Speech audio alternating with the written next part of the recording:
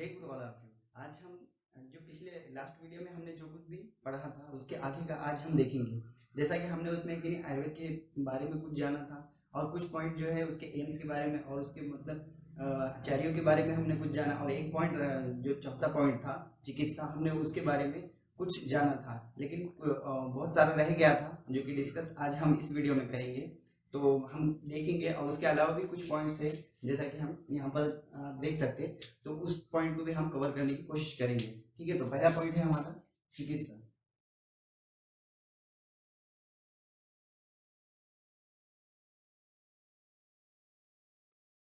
ठीक है, तो आयुर्वेद के अंदर जो है चिकित्सा को, जो चिकित्सा उन आचार्यों ने बताए, चरक आचार्य, सुश्रुत आचार्य और वाग्भटाचार्य, जो चिकित्सा बताए हैं तो वो कह बताए हुए हैं गुणों के ऊपर। हमने ये बात पहले भी किए थे कि चिकित्सा, आयुर्वेद की जो चिकित्सा होती है वो गुणों के ऊपर होती है। ठीक है, तो इन्होंने क्या किया कि गुणों के ऊपर जो है ना उसकी चिकित्सा करना शुरुआत किया इसकी। ठीक है, चिकित्सा जो है गुणों के ऊपर कर रहे थे।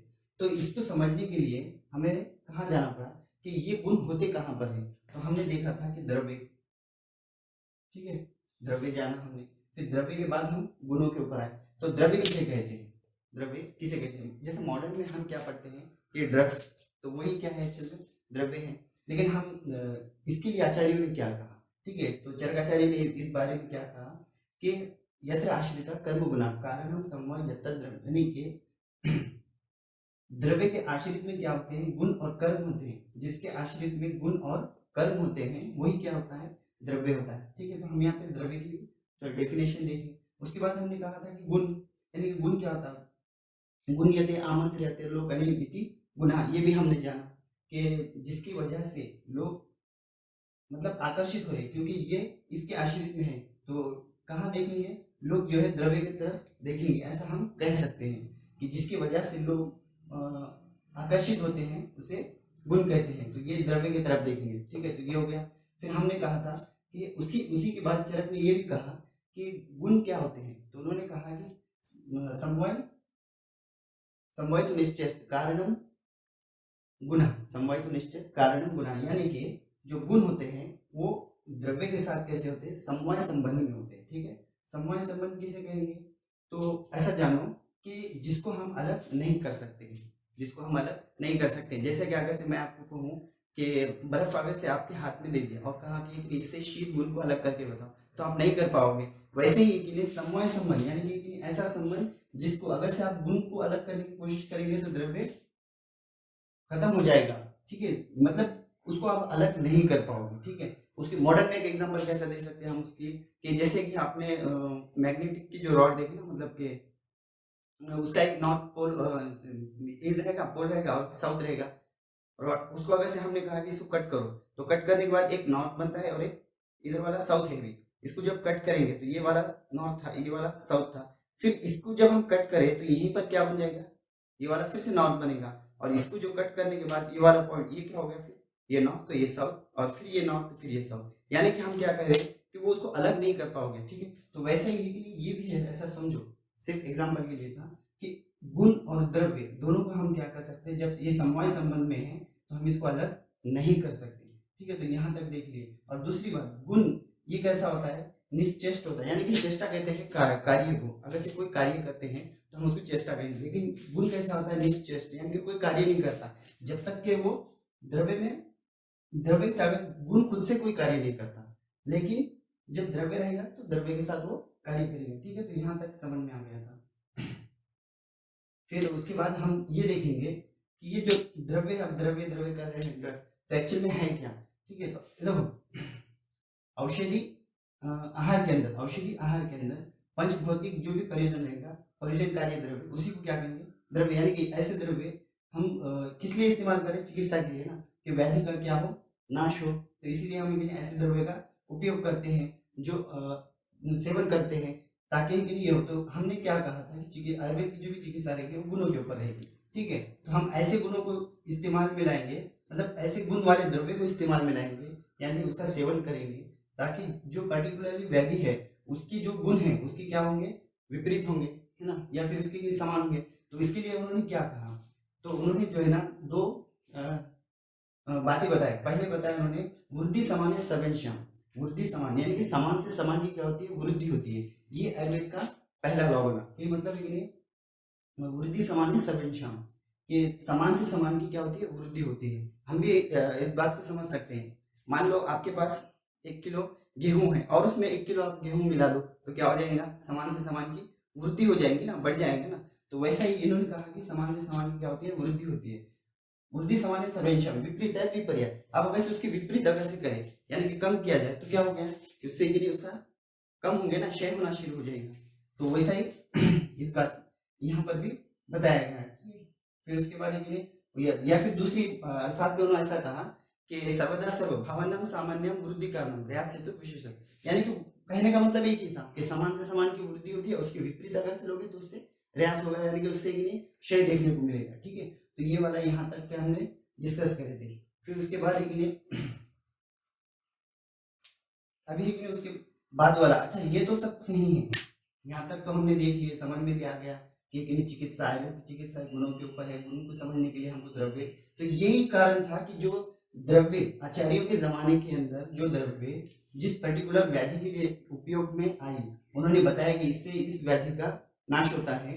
तो वो क्योंकि गुण चेंज नहीं होते हैं, क्योंकि ये समवाय संबंध में है, अलग भी नहीं हो सकते, इसीलिए तो है कि नहीं, ये जो ड्रग्स उन्होंने जो 3 से 4 हजार साल पहले बताए थे आज भी वही है।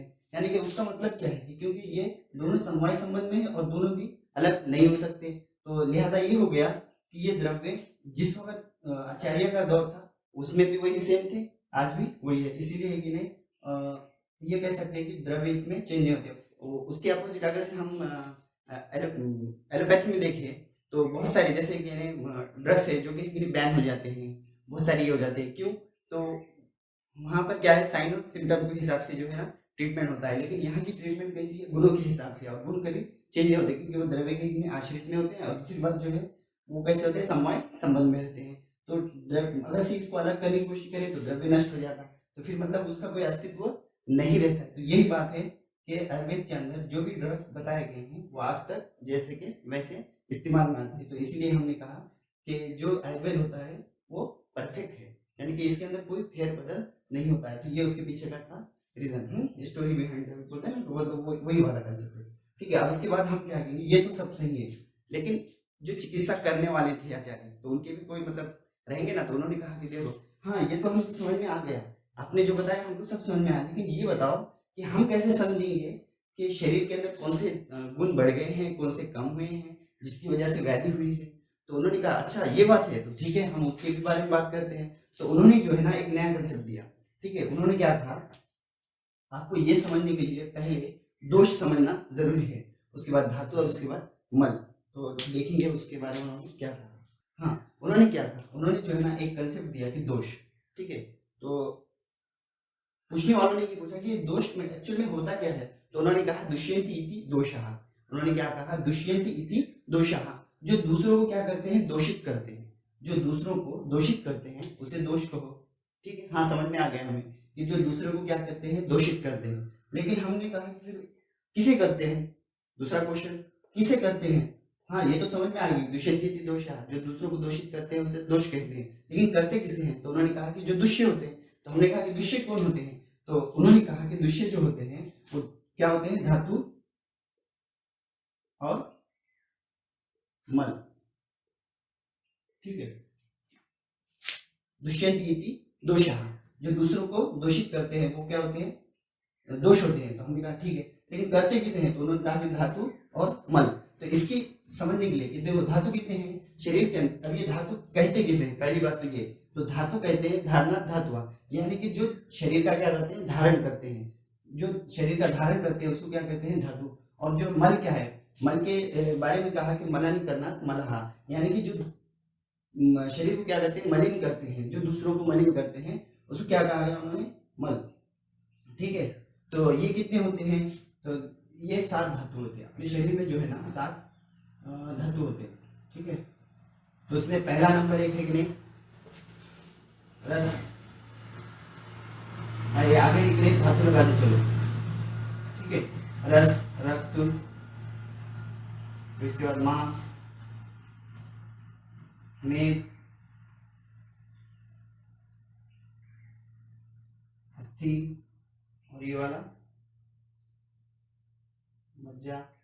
और इसी का है, मतलब यहाँ लिखता हूँ, जगह नहीं है, शुक्र। ठीक है, तो ये हो गए 7, है ना, ये 1 2 3 4 5 6 7, और सबके आगे क्या लगा, तो चलो धातु।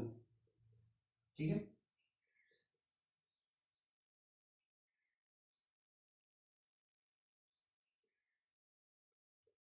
तो सबके आगे के लिए जैसा कि ने रस धातु, रक्त धातु, मांस धातु, मेष धातु, अस्थि धातु, मज्जा धातु और शुक्र धातु, तो ये 7 धातु हो गए जो कि एक शरीर का क्या करे, धारण करे, धारणा धातु कहा गया। और उसके बाद के लिए मल क्या है, तो मल के बारे में उन्होंने कहा कि जो मलानी करना, मलाहा, जो कि दूसरे को मलिन करते हैं, वो ये होता है। तो शरीर को मलिन करने वाले कौन से हैं, नंबर 1, लेकिन ये 3 रहेंगे, एक है नंबर 1 पुरुष।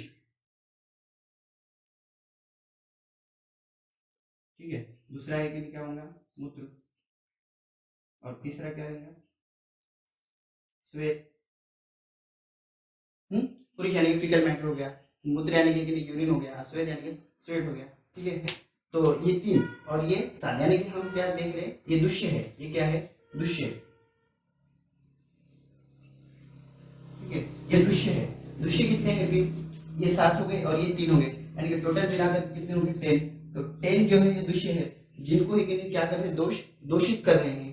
ठीक है, ये दोष कितने हैं, तो उसके बारे में हम देखेंगे, लेकिन अभी फिलहाल में इतना समझो कि दुष्यंत ये थी दोषः, तो जो दूसरों को दोषित करते हैं उसे क्या कहा गया, दोष कहा गया। लेकिन करते किसे हैं, तो दुष्य को। दुष्य कितने हैं, 7 धातु और 3 मल, धारणा धातुआ, मलानीकरण मलहा। ठीक है, तो ये 3 और ये 7 मिलाकर के कितनी, 10, यानी कि 10 दुष्य हो गए। ये क्या होते हैं, दोषों के द्वारा क्या होते हैं, दोषित होते हैं। ठीक है, ये दोषों के द्वारा क्या होते हैं, दोषित होते हैं। ये क्या करते हैं, दूषित, मतलब ये क्या करते हैं, दूषित करते हैं, करने वाले ये, होने वाले ये। ठीक है, तो ये टोटल कितने होंगे, दोष। अभी अपन दोष समझेंगे, ये दोष होते क्या हैं। तो उन्होंने कहा कि दोष जो है ना, वो 2 होते हैं। ठीक है, दोष कितने होते हैं, 2 होते हैं। अगर से आपको किसी ने कहा कि दोष कितने होते हैं, तो पहला सवाल आपका ये रहेगा कि कौन से दोष, क्या कहेंगे आप, कौन से दोष। कि दोष तो है, हाँ हमें पता है, लेकिन आप बताओ कि कौन से दोष पूछ रहे हैं, शारीरिक पूछ रहे हैं या फिर इतनी मानसिक पूछ रहे हैं। ठीक है,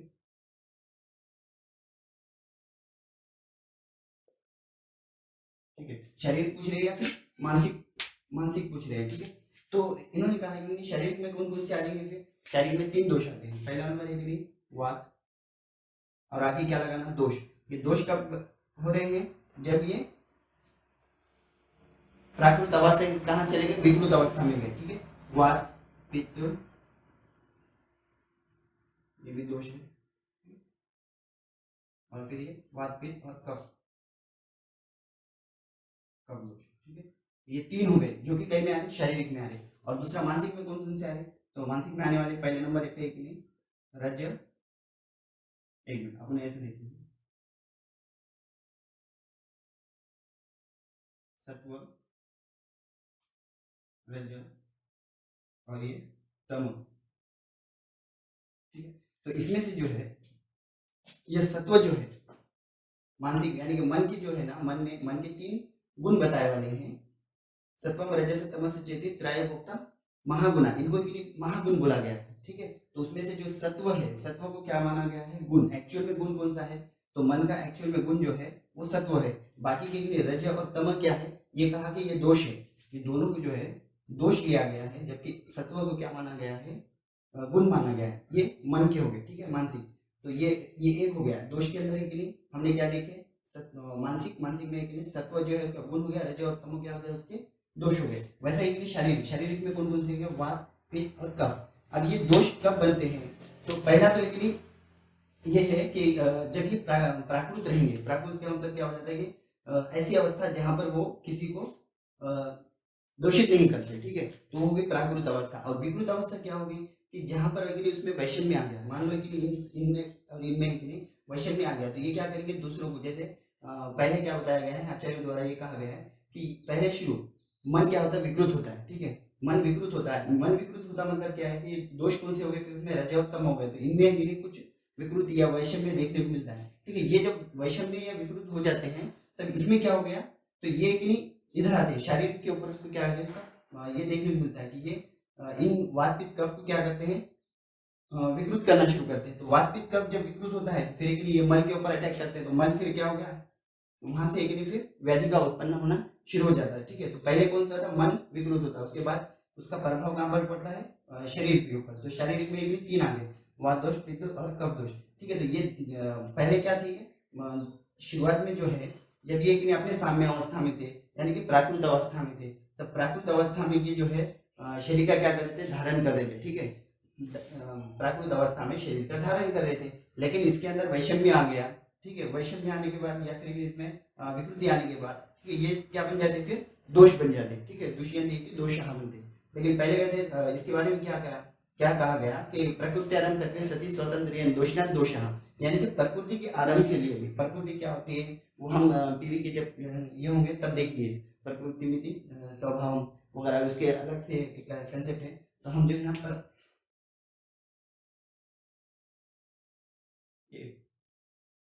प्रकृति जो है ना ये हम अलग से कंसेप्ट है, तो वहां देखेंगे। ठीक है, अभी हम क्या देख रहे हैं, शारीरिक में इतनी बात पित्त और कफ। तो कहा गया है कि यही है जो कि प्रकृति का क्या करते हैं, आरंभ करते हैं। ठीक है, और अपने स्वतंत्रपणे अपना काम करते हैं। ठीक है, तो ये इस तरह का बताया गया। तो पहला कौन से हो गया, दोष में कौन से हो गए, शारीरिक और मानसिक। तो ये दो प्रकार हो गए ना उसके।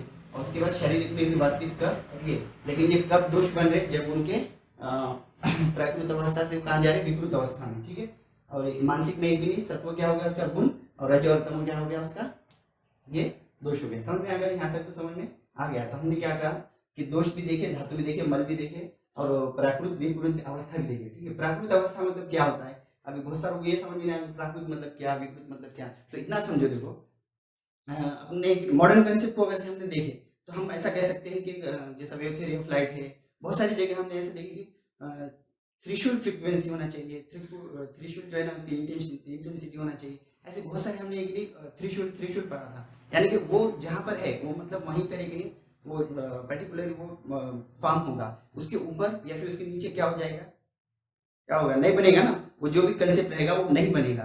तो हम भी यही कह रहे हैं कि जो प्राकृत है, प्राकृत का मतलब ये ऐसी अवस्था जहाँ की साम्य अवस्था है, जहाँ पर एक बॉडी फिजियोलॉजी जो है वो अपने कार्य को कर सकती है। लेकिन विकृत अवस्था ऐसी अवस्था है जहाँ पर वो अपने कार्य को करने में सक्षम नहीं बनती है, क्योंकि उसके दोष ये जो है और ये उसको प्रभाव डालते हैं। ठीक है, तो ये यहाँ तक समझ में आ गया ना। तो दुष्य भी समझ में आया, दुष्य कितने हो गए फिर 10, यानी कि 7 धातु और 3 मल, ये मिलाकर दोष है। उसके बाद इन्होंने कहा हाँ ठीक है, हमको दोष तो समझ में आया, तो ये बताओ कि इसका शरीर में स्थान कहाँ पर, ये भी तो समझना जरूरी है ना। जैसा कि मन के बारे में आपने बताया, वैसे कि शरीर के अंदर ये वात पित्त कफ, इसका स्थान कहाँ पर है ये देखेंगे।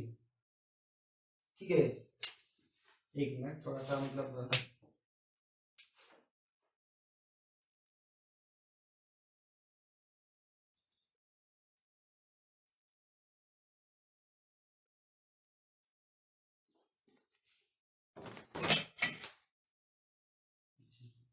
ये दीर्घ मानसिक। ठीक, कुछ नहीं, थोड़ा सा ही मतलब लिखने में मेरे ऐसा हो गया कि मैं मानसिक को थोड़ी सी यहाँ पर गलती हो गई थी मुझसे, तो उसको मैंने सही से कर लिया कि मानसिक यानी कि मन से रिलेटेड है ना, तो मानसिक ये इस तरह का बताया गया। ठीक है, ओके। फिर अभी हम अकेले क्या करते हैं, चलो ये लिखना उतना मेन नहीं है, आपको मैं जो बता रहा हूँ वो मेन है। ठीक है, समझ में आ गया ना यहाँ तक, ओके। उसके बाद वाला देखेंगे कि इसके स्थान कहाँ है, दोषों के हम क्या देख रहे हैं, स्थान, दोषों के स्थान देख रहे हैं। तो ये दोषों के स्थान में है कि नहीं, उन्होंने क्या कहा कि ठीक है, ये तो समझ में आ गया हमको कि दोष कितने प्रकार कितने होते हैं, क्या होते हैं, लेकिन इसके स्थान क्या है। तो वात पित्त कफ का जो है कि नहीं स्थान बताओ। ठीक है, वात और एक नहीं पित्त और कफ।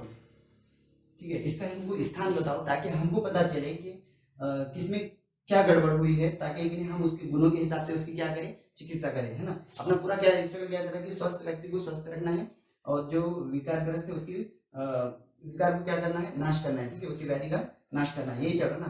तो देखो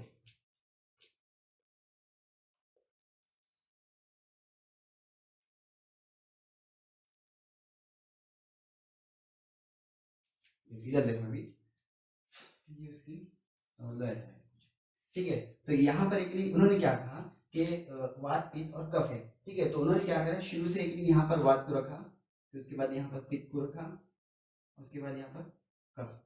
क्या बोला गया, ते व्यापिनोपि हरण भयदो मध्य उधर्व संचर्या। देखो ये कि अधो भाग हो गया, नाभि नाभि के नीचे वाला हिस्सा अधो भाग हो गया, उसके ऊपर वाला हिस्सा और एक अपने उर इस हिस्से के नीचे वाला हिस्सा, तो ये क्या हो गया, मध्य हो गया। और उसके ऊपर वाला हिस्सा जो है, ठीक है, देखो इसके ऊपर वाला हिस्सा, ये वाला हिस्सा क्या हो गया, उधर्व हो गया, और ये वाला क्या हो गया फिर मध्य हो गया, क्योंकि ये दोनों के बीच में। और ये वाला क्या हो गया, अधो, ये वाला हिस्सा अधो हो गया, ठीक है। तो यहाँ पर उन्होंने क्या रखा, वात को रखा, और यहाँ पर क्या कहा कि ये पित्त है, और यहाँ पर क्या है, कफ है, ठीक है। तो इसके अंदर के लिए ऊपर वाला हिस्सा क्या बन गया, कफ प्रधान, ये यहाँ पर इसका स्थान देखने को मिलेगा, ठीक है। तो यहाँ पर के लिए ये कोष्ठ प्रदेश में क्या हो गया, पित्त हो गया। और फिर अधो भाग में जो कि अपने लोअर एक्सट्रीमिटी यहाँ वाले हिस्से में क्या बताया गया, वात, यानी कि यहाँ से नाभि के नीचे हिस्से, नाभि के अभी मान लो कि नहीं यहाँ पर उसकी कहीं पे नाभि है, तो उसके लिए नीचे वाला हिस्सा जो भी रहेगा तो वो वात रहेगा वहां पर, ठीक है। तो ये इस तरह से उन्होंने क्या करे, उसको बताया कि देखो यहाँ पर ऐसा ऐसा होता है। अभी ये भी समझ में आया कि स्थान कहाँ पर है हमें, ठीक है। ते व्यापिनोपि हरणं भयदो मध्य उधर्व संशया, ठीक है। तो मध्य में कौन सा है, उधर्व में कौन सा है, कफ है, और अधो में कौन सा है, वात है। ऐसे इसकी सीक्वेंस दी है, तो याद रखना कि नीचे क्या है, वात, उसके ऊपर क्या है, पित्त, और उसके ऊपर क्या है, कफ, ठीक है। तो यहाँ पर हमने स्थान तो समझ गए। अभी हमको क्या देखना है, उसके प्रकार, मतलब इसके भी क्या है, आचार्य ने क्या कहा कि अभी इससे पहले कि हम क्या करेंगे, इसके गुण देख लेंगे ताकि और भी आसानी हो जाए, फिर उसके बाद हम उसके थोड़े से प्रकार देखेंगे। तो वाक्य गुण जो है ना, उन्होंने क्या बताया कि अब कैसा समझ में आएगा कि वाक्य गुण, मतलब कि हमको गुण पता होना चाहिए ना इन लोगों के, क्योंकि हमारी चिकित्सा करना हमको क्या हो जाती फिर आसान हो जाती। इसलिए हमने क्या करे, उन्होंने क्या करे, जो आचार्य थे उन्होंने कि नहीं उसे क्या बताया, गुण बताया, ठीक है। तो उन्होंने क्या कहा, वाट में तत्र वृक्ष लघु शीत खर सूक्ष्म जल अनिल, तो इसमें वृक्ष हो गया, तत्र वृक्ष लघु हो गया, तत्र वृक्ष लघु शीत हो गया, खर हो गया, सूक्ष्म हो गया। तो ये सारे के सारे क्या बोले उन्होंने कि मतलब ये क्या हो गए, वात के गुण हो गए, ठीक है। फिर उसके बाद उन्होंने कहा कि पित्त की क्या है, तो पित्तम सस्ने तीक्ष्ण उष्ण लघु विस्तरण सर्वम दरम, ये बताया उन्होंने कि वो स्निग्ध होता है, उसके बाद तीक्ष्ण होता है, उष्ण होता है। तो उसके बाद वाले इसमें कि इसकी बात क्या करें, तो उन्होंने कहा कि स्निग्ध शीतो गुरु मन संरक्षण मुक्त स्थिर कफ, यानी कि ये जो है कि नहीं, हाँ ये जो है कि नहीं, ये उन्होंने इसके गुण बताए कि स्निग्ध होता है, स्निग्ध शीतो शीत होता है, गुरु होता है, मंद होता है, स्निग्ध शीतो गुरु मन संरक्षण सांद्र मुर्दो, ये इसकी क्या है, गुण बता दिए, ताकि हमको क्या हो गया, अब आसानी होगी। हम क्या करेंगे, मान लो अगर से इनमें से वात पित्त कफ, तो ये बताया तत्र वृक्ष लघु शीत खर, इसके अंदर से कोई भी वात बढ़ गया, इसका मतलब क्या हो गया कि ये गुणों में क्या हो गया, आपको ये गुण क्या हो गए, यहाँ पर बढ़ गए, ठीक है। तो ये गुण क्या हो गए, बढ़ गए, तब ये गुण बढ़ेंगे तभी वात बढ़ेगा। तो हम ऐसी चिकित्सा देंगे जो कि हम यहाँ पे रोक्ष बढ़ गया समझो, ठीक है, ये रोक्ष गुण क्या हो गया, बढ़ गया, तो इसका मतलब क्या हो, वात बढ़ गया। तो हम ऐसी चिकित्सा देंगे रोक्ष के अपोजिट गुण वाले, क्योंकि वृद्धि समान सर्वश्याम, समान से समान की क्या होती है, वृद्धि होती है, और उसके विपरीत से क्या होता है, उसका रिहाज होता है ना। तो ये हम क्या कर रहे हैं उसका, अब हमको क्या करना है, उसका रिहाज करना है। तो ये इसमें क्या करेंगे हम, रोक्ष है ना, तो हम क्या देंगे, ऐसे द्रव्य देंगे, ऐसे द्रव्य देंगे जिसके अंदर क्या है, स्निग्ध गुण सबसे ज्यादा देखने को मिलता है, ठीक है। तो स्निग्ध वाला इसका क्या हो गया, अपोजिट। तो ये क्या करता है, स्निग्ध का क्या करता है, वृक्ष को क्या करता है, खत्म करता ना। इसके लिए क्या बताया वाला है, इसके लिए जो है उष्ण गुण क्या हो गया, बढ़ गया। तो अब इसको अपोजिट गुण कौन सा देना पड़ेगा, क्योंकि समान से तो समान की वृद्धि होती, ऑलरेडी उष्ण गुण बढ़ा हुआ है, तो उष्ण देंगे क्या, नहीं, बल्कि इसका विपरीत देंगे, यानी कि इसके अंदर क्या देंगे, हम शीत गुण देंगे, ठीक है। शीत गुण वाले जो है द्रव्य का हम उपयोग करेंगे, ताकि ये इससे क्या हो जाता, शीत गुण से क्या हो जाएगा, ये जो स्निग्ध इसका जो स्निग्ध गुण बढ़ गया है ना, तो इसका क्या हो जाएगा, नाश होगा, और उसकी वजह से क्या होगा, इसका पित्त का क्या होगा, शमन हो जाएगा, ठीक है। शमन यानी कि शांत हो जाएगा। मतलब फिर उसके बाद क्या हो गया, अगर से कफ है, कफ में जो है कि नहीं क्या है, स्निग्ध शीतो स्निग्ध बिल्कुल, इसमें मतलब बढ़ गया, या इतना ही समझो कि कफ और एक नहीं वात, वात और एक नहीं कफ, ये दोनों जो है एकदम अपोजिट गुण है, ठीक है। इसके गुण से बिल्कुल भी क्या है, अपोजिट है। अगर से आप देखें तत्र वृक्ष लघु शीत खर, यानी कि वृक्ष है तो इसमें क्या है, स्निग्ध देगा, यानी कि टोटली क्या हो गया, ये अपोजिट है। लेकिन इसका मतलब ये नहीं कि शरीर को क्या करेंगे, एक दूसरे मतलब ये करेंगे, अपोज करेंगे, बल्कि कोऑर्डिनेट करते हुए चलेंगे। इसके गुण से बिल्कुल भी क्या है, अपोजिट है। वात के गुण जो है कफ के बिल्कुल अपोजिट है, या कफ के गुण वात से बिल्कुल अपोजिट है, लेकिन फिर भी क्या है, एक दूसरे को एक नहीं कोऑर्डिनेट करते ही चलेंगे। ऐसा नहीं कि इसके गुण अपोजिट है इसलिए इसका ये होगा, ऐसा नहीं होगा। लेकिन इतना हाँ ये जरूरी है कि वात जिस वक्त बढ़ेगा तो कफ का क्या होगा, कफ कम होगा, ठीक है। तो ये ऐसा हो सकता है, लेकिन जब हम द्रव्य लेंगे तो ये होगा। लेकिन फिर भी इनके कार्य अलग अलग है, जिसकी वजह से ये आपस में कोऑर्डिनेट करते चलते, ठीक है। तो हमने यहाँ तक अभी देख लिया था कि गुण के ऊपर हमने कैसे चिकित्सा के कैसे आचार्यों ने बताया हमको, यहाँ तक हमने देख लिया। अभी हमको क्या देखना है, बस हमारे लिए एक ये रह गया कि इसके प्रकार देखना है। दोष के जो है ना, ये दोष जो है, दोष के प्रकार देखना है। तो थोड़ा सा हम उसके बारे में पूरा नहीं जानेंगे, लेकिन सिर्फ उसके प्रकार के बारे में देखेंगे, ठीक है। ध्यान देखो, अभी क्या हो गया, दोष, इसके क्या लिख रहे हैं हम, प्रकार, ठीक है। तो वात, वात के कितने हैं, इसके भी 5 प्रकार है, ठीक है। और पित्त के कितने हैं, इसके भी 5 प्रकार है, ठीक है। और कफ, कफ के भी क्या है, 5 प्रकार है। तो तीनों के 5-5 प्रकार है। ये किस पे से बोल रहे हैं आप, एक तो उनके कार्य के ऊपर से और उनके स्थान के ऊपर से, ठीक है। उनके कार्य और उनके स्थान, ये दोनों के क्राइटेरिया रखे हमने, उनके कार्य और उनका स्थान, ये दोनों के हिसाब से वात के 5 प्रकार रहेंगे, पित्त के 5 रहेंगे और कफ के 5 रहेंगे। अब वो कौन से रहेंगे हम थोड़ा सा इसको फ्लो चार्ट में देखेंगे, ठीक है।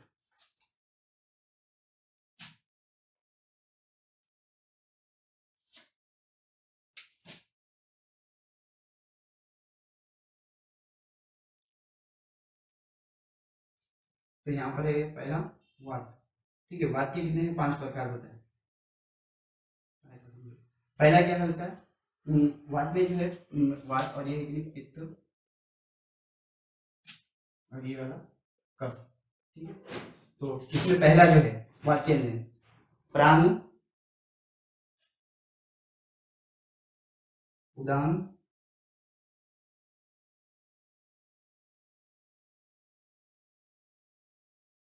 समान, प्राण उदान समान, अपान, इसके पहले की व्यान, और ये अपान। तो इसके आगे क्या लगता है, वायु लगता है, ठीक है। वायु यानी कि प्राण वायु, उदान वायु, ठीक है। सबके आगे के लिए वायु वायु लगाना,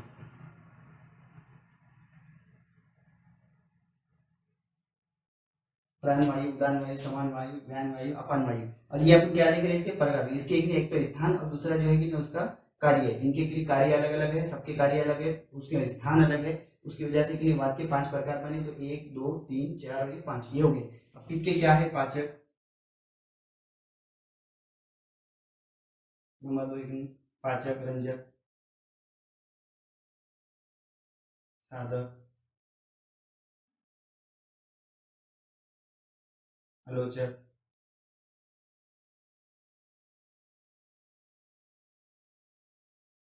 भ्रातक, ठीक है। वैसे ये इसके आगे क्या लगेगा, पित्त लगेगा, है ना।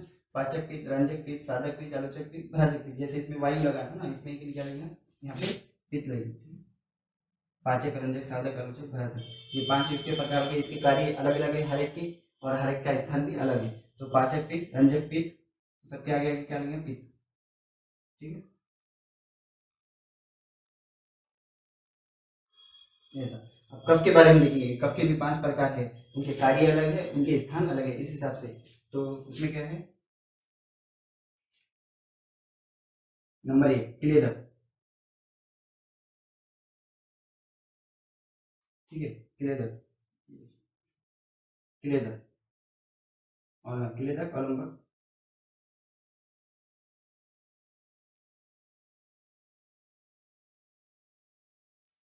बोधक,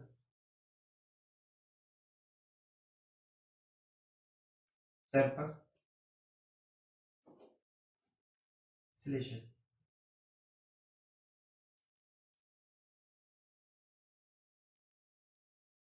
और इसके आगे क्या लगेगा, कफ लगेगा, ठीक है।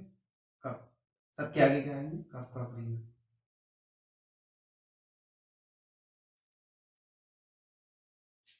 तो इसके आगे क्या होगा, कफ लगेगा, ठीक है। इनके कार्य अलग है, इसके भी कार्य अलग है, इसके भी कार्य अलग है, स्थान अलग है, इसके कार्य अलग है, स्थान अलग है, इसके कार्य अलग है, स्थान है। तो इसमें याद रखो, इधर देखो, हो सकता है मैं लिखने में थोड़ा बहुत ऊपर नीचे हुआ, लेकिन मैं जो बोल रहा हूँ वो सुन लो, ठीक है। पहले में वाक्य जो 5 प्रकार है उसमें के लिए प्राण वायु, उदान वायु, समान वायु, व्यान वायु, अपान वायु, ठीक है, ये हो गए। पाचक पित्त के अंदर जो 5 प्रकार जो बताए गए हैं उसमें है पाचक पित्त, रंजक पित्त, साधक पित्त, आलोचक पित्त, धारजक पित्त, ठीक है। उसके बाद लगेगी कफ, कफ के अंदर लगेगी क्लेदक कफ, अवलंबक, बोधक, तर्पक और श्लेष। आगे क्या है, कफ लगेगा, क्लेदक कफ, बोधक कफ और तर्पक, उसमें श्लेषक और अवलंबक, ठीक है, अवलंबक कफ, ठीक है। तो ये हो गया उसके प्रकार। तो इस प्रकार से के लिए उन्होंने ये बताया, और उसके लिए जो गुण बताए थे जी, इसके गुण क्या है, तत्र रोक्ष लघु शीत खर सूक्ष्म जल अनिल, ठीक है। इसमें क्या है, पित्तम सस्ने तीक्ष्ण उष्ण लघु विस्तरम सर्वम द्रवम। उसके बाद क्या है, इसमें कफ में क्या है, कफ के स्निग्ध शीतो गुरु मन संरक्षण सांद्र मूर्तो स्थिर, ठीक है। तो ये एक क्या हो गया, स्थिर कफ। तो ये एक कफ, तो ये हो गया ना। तो इस हिसाब से इतने इनके गुण है, इसके गुण है, इसके गुण है। अभी इनके गुणों के अंदर अगर से वृद्धि हो गई, ठीक है, इनके गुणों में वृद्धि हो गई, तो ये क्या हो जाता है, फिर विकृत होना शुरू हो जाता है। अगर से समान इसमें है तो ये क्या करेंगे, ये वात पित्त कफ, ये के लिए शरीर का धारण करेंगे, ठीक है। और उसके स्थान भी देख लिया हमने कि आधो भाग में जो है कि वात होता है, उसके बाद मध्य में जो है कि पित्त होता है, उसके बाद उधरों में कफ होता है। जब ये प्राकृत रहेंगे तो शरीर का धारण करेंगे, लेकिन जब ये विकृत होते हैं तो फिर व्याधि को उत्पन्न करेंगे, ठीक है। तो इन्हों एक मल के ऊपर ये, तो मल के जो प्रकार थे, मल के प्रकार में हमने वैसे भी देख ही लिए थे, 3 है ना वो मल, कितने हैं, 3 प्रकार के हैं। इसमें से नंबर 1 क्या है, वो पुरुष, नंबर 2 जो है मूत्र, और ये नंबर 3 जो था मूत्र, और ये श्वेत, ठीक है। ये मल के ये प्रकार हो गए।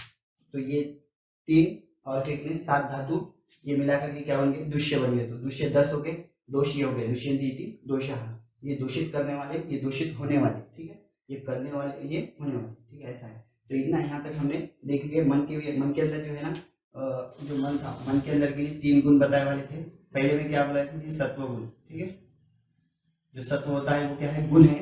बाकी के जो 2 है, 2 और ये 3, यानी कि इसमें के लिए रज और ये तम, ये क्या बोला है, दोनों भी दोष है, ठीक है। ये क्या है, दोष है, ये दोष, ये एक लिए गुण हो गया, ठीक है। इसके बाद सत्वम रजस तमस चेति त्रयपुक्ता महागुणा, वैसा है कि पित्तम सस्ने वायु पित्तम कफश चेति त्रय दोषा समासता, ठीक है। तो ये एक उस हिसाब से बोला गया था। और इस हिसाब से जो है कि नहीं, ये सत्वम रजस तमस चेति, ये त्रयपुक्ता महागुणा, तो इसको महागुण बोला गया है, जिसमें से कि गुण सिर्फ एक है, बाकी के 2 क्या है, ये दोष है उसके, ठीक है, कि मन के लिए दोष हो गए। तो इस तरीके से यहाँ तक हमने आगे, अब इसके आगे का हम नेक्स्ट लेक्चर में जो है कंटिन्यू करेंगे कि कैसा, मतलब और क्या हो कंसेप्ट देखने को मिलते, ठीक है, ओके।